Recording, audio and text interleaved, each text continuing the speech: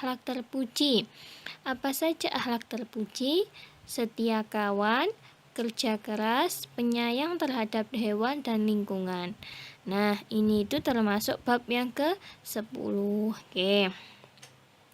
Pertama, kita akan membahas tentang setia kawan.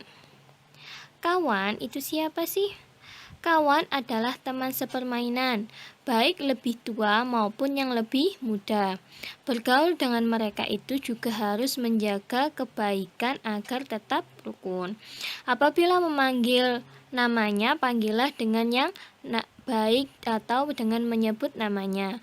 Berbuat jujur, kemudian berkata benar, rendah hati, sopan, dan menolong ketika dia membutuhkan.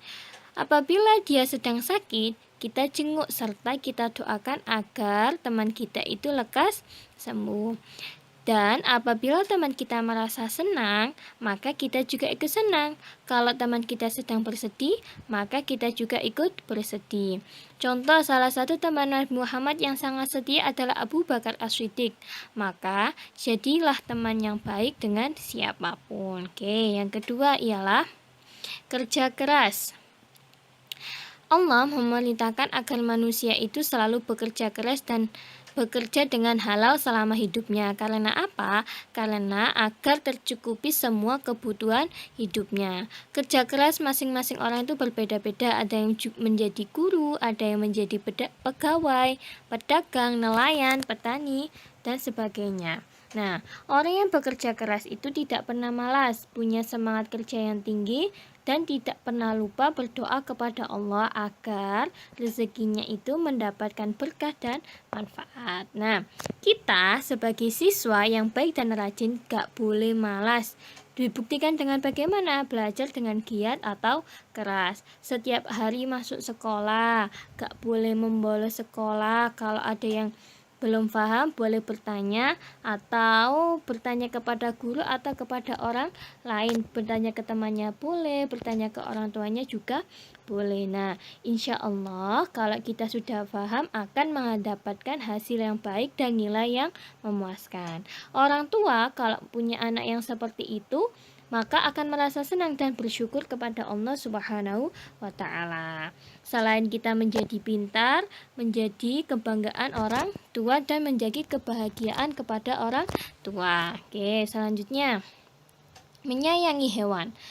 Islam mengajarkan kita untuk mengasihi dan menyayangi hewan. Hewan adalah makhluk Allah yang diciptakan untuk kepentingan manusia. Ada hewan yang hukumnya halal, ada juga yang hukumnya haram. Nah, bagaimanakah cara menyayangi hewan? Ialah dengan memberi makan dan minum setiap hari kepada hewan yang dipelihara. Kemudian membersihkan tempatnya, mengobati kalau sedang sakit, memandikannya kalau dia sudah kotor. Kemudian hewan yang halal apabila akan dimakan itu harus disembelih dengan menyebut nama Allah. Kemudian kalau hewan yang haram kita tidak boleh menyakiti. Kita harus berbuat baik sebab hewan tersebut juga makhluk Allah yang harus disayangi. Dan apabila ingin membunuh, bunuhlah dengan baik. Oke. Suatu ketika ada cerita, anjing itu kehausan dan hampir mati. Nah, kala itu ada seorang yang sedang lewat dan mengetahui. Dengan rasa kasih sayangnya dia segera turun ke dalam sumur untuk mengambil air tersebut. Kemudian air sumur tersebut diminumkan kepada anjing. Maka selamatlah anjing itu dan sehat kembali. Perbuatan menolong anjing meskipun anjing itu hukumnya haram, setelah diketahui Nabi Muhammad, maka perbuatan orang tersebut itu adalah baik dan mendapatkan pahala dari Allah. Karena makhluk saling menyayangi sesama makhluk Allah. Oke.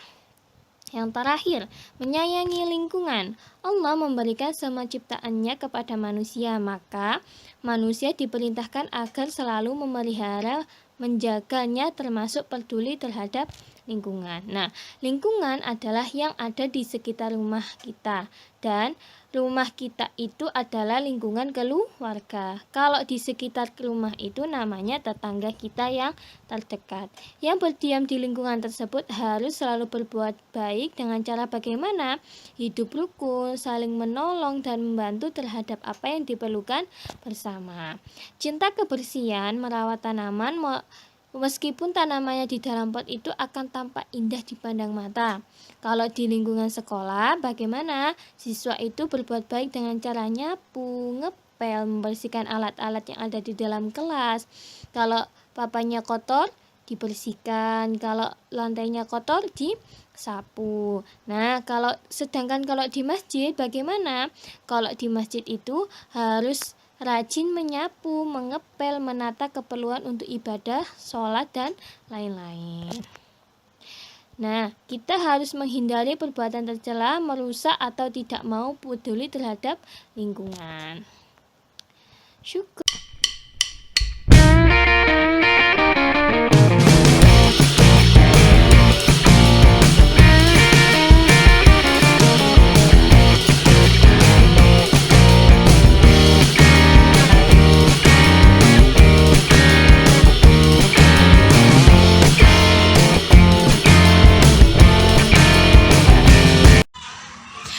Oke, pada hari ini kita akan belajar tentang sikap peduli.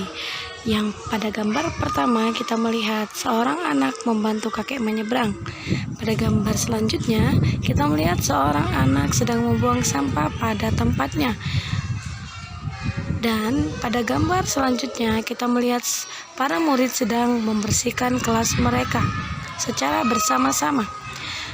Dan pada gambar selanjutnya kita akan melihat seorang anak sedang membantu orang tuanya membersihkan rumah. Dan pada gambar selanjutnya kita melihat akan ada gambar seorang anak yang memberi sedekah kepada orang yang kurang mampu. Dan pada gambar selanjutnya kita akan melihat seorang teman yang sedang menjenguk temannya yang sakit. Dan jangan lupa, ketika kita menjenguk teman kita yang sakit, kita harus juga mendoakannya. Sekian, dan itulah semua tadi sebagian dari contoh-contoh sikap peduli terhadap sesama dan terhadap lingkungan.